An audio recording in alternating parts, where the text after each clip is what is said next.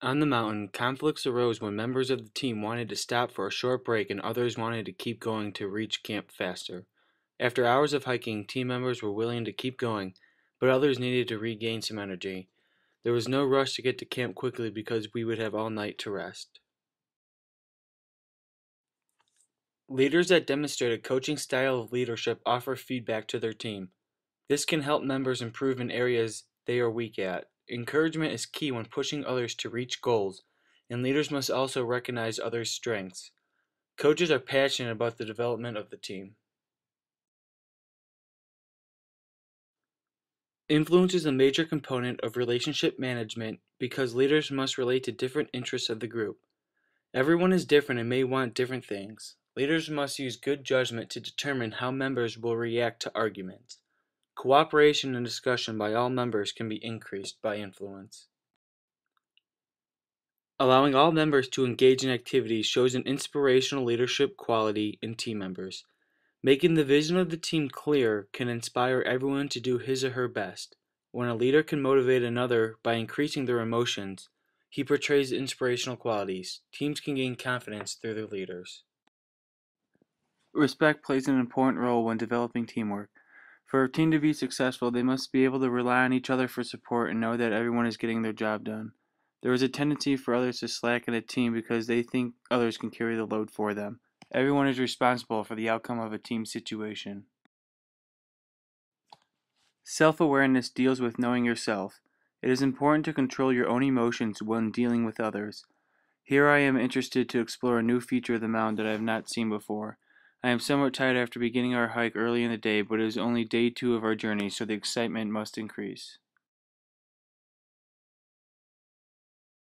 When a leader is aware of what emotions they are displaying, they must also understand why these emotions are occurring.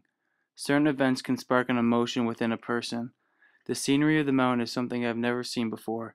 During our water break, I observed the water flowing from the glacier at the top of the mountain. Emotions can be used in certain ways to achieve different responses. The way a leader handles themselves can determine how successful the team is.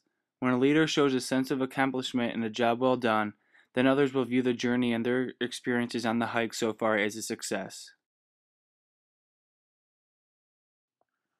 It is common for male athletes to keep pushing themselves to their highest potential. However, this hike would require athletes to be aware of their strengths and limits. Going too far too fast can cause hikers to get sick and prevent them from going further. If a break is needed, it is important to recover before proceeding. As a leader, it is also important to listen to others as well as give advice. Being open to feedback will allow others to let the leader know how they are doing. It is important to know how team members feel about their leader's actions. This is my teammate for the journey, and I must learn to accept feedback so we both can learn how to motivate each other. Every goal contains obstacles that must be overcome. The feeling of achieving a goal is rewarding because it is not meant to be easy. I have never hiked a mountain before, so every challenge would be something new to me. However, I anticipated being tired and pushed to new levels of energy because I've experienced these emotions before. Achievement orientation deals with setting measurable goals. When a goal is reached, the success of the team can be seen. When a team shares a vision, it must be written down and made clear between everyone. Our motto for the journey was Tupande Kilileni, or climb to the summit. This vision helped our team to be successful. Another component of self-management is adaptability. This means that leaders can handle multiple situations calmly. Leaders accept change instead of reject it, and this allows teams to reach the best outcome. New information may be received and it can help a team. When hiking, we would have to adapt to the pace of the leader to stay safe. Self-control is demonstrated when leaders can handle stress. Instead of acting on impulses, leaders can think a situation through and make a decision. Although negative emotions may occur, leaders can still get the job done.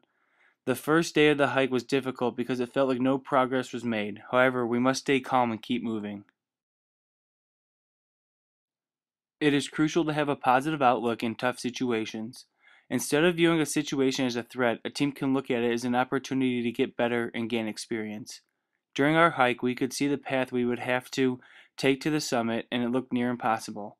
However, to overcome these feelings, we had to hike at midnight. Leaders can demonstrate social awareness through empathy. This means that leaders can read the moods of other members.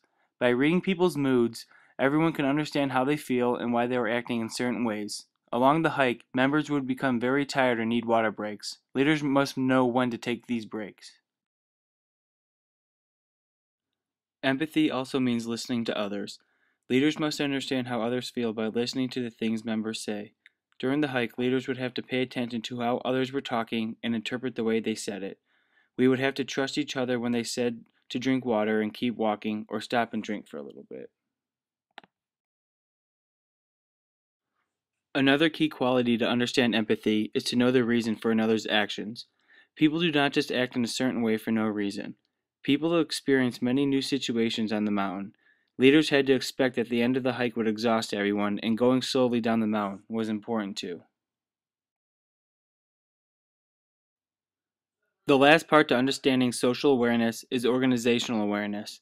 A leader portrays this successfully when they can determine the power relationships within a group.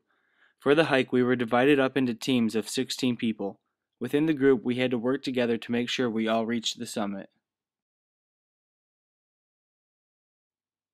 As members of a team organization, everyone must clearly understand the values of the group. This allows the team to work towards the same goal and never lose sight of what is important. The goal of the hike was to reach the summit, but many other values were at hand. Everyone demonstrated teamwork and supported each other.